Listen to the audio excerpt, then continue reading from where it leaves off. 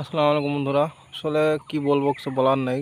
কয়েক মিনিটে শিলাবৃষ্টিতে সব শেষ। বরের অবস্থা দেখেন, বরেরও কোনো কিছু নেই, বরের উপরে কোনো খ্যার নাই, পাতা নেই, মানে পর ভেঙে শেষ। তার শিলাবৃষ্টি হয়েছে প্রায় এখন থেকে ঘন্টাখানেক আগে, এই যে এখন পর্যন্ত শিলা বরের পাশ দিয়ে বেঁধে আছে।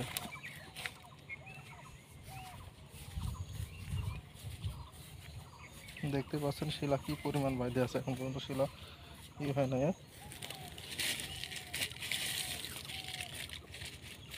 শিলার অবস্থা দেখেন, কিন্তু বৃষ্টি হয়েছে, শিলাবৃষ্টি হয়েছে ঘন্টাখানেক হয়ে গেছে, এখন পর্যন্ত এরকম বাইরেই আছে।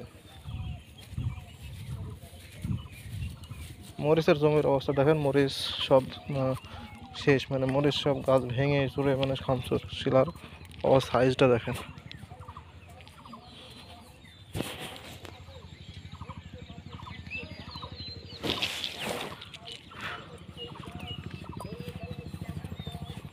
এই সাইড থেকে পরে আবার শিলার স্তূপ পড়ে আছে, মনে হচ্ছে যে এখানে মনে হচ্ছে আমি কোনো মরুভূমির দেশে বা শীত প্রধান কোনো যে বরফ গলা একটা কোনো দেশে চলে গেছে, সে বরফ এরকম পড়ে আছে। মরিচের অবস্থা দেখেন, যে সব মরিচের ক্ষেত শিলা পড়ে মনে হয় মরিচের গাছ নাড়া হয়েছে, কোনো পাতা পুঁতিতে কিছু নাই, গাছ সব মাটিতে শুয়ে আছে। আসলে ব্যাপক ক্ষতিকারক হয়, যে সবার, মানে কারোর বলবো না যে কারোর ক্ষতি হয়েছে কারোর হয় নাই।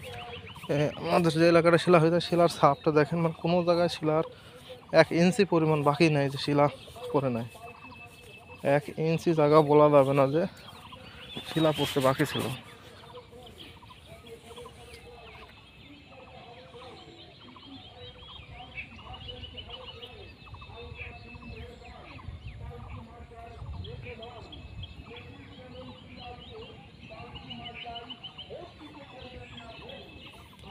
1 ইঞ্চি জায়গা বাদ নাই শিলা পড়তে। এবং শিলা দেখতেই পাচ্ছেন, যে ছাপ যেগুলো দেখছেন সে বড় বড়, ছোটোখাটো কোনো শিলার ছাপ না। আর গাছ, মানে কোনো গাছ নাই, কোনো গাছের পাতা নাই, কোনো গাছের অবস্থা দেখতেই পাচ্ছেন। মাঠের দিকে আসি, পানি এখনও বেঁধে আছে। শিলাবৃষ্টি হওয়া প্রায় ঘন্টাখানেক হয়ে গেছে, শিলা এখনও আছে। দেখালাম তো আপনাদের কি অবস্থা শিলা।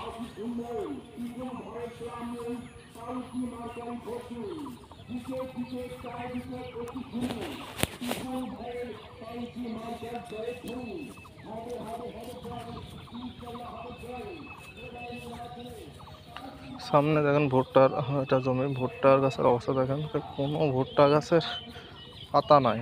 মনে হচ্ছে যে কোনো কিছুতে এবারে ঝড়েও তো এমন হয় না, মানে শিলা, শুধুমাত্র শিলা, ঝড় তেমন তো হয় নাই, ঝড় হয় না, শুধুমাত্র শিলা বৃষ্টি পড়ছে, বৃষ্টি হয় না, এত পানি বাইরে দেখা যাচ্ছে সেগুলো সব শিলার পানি।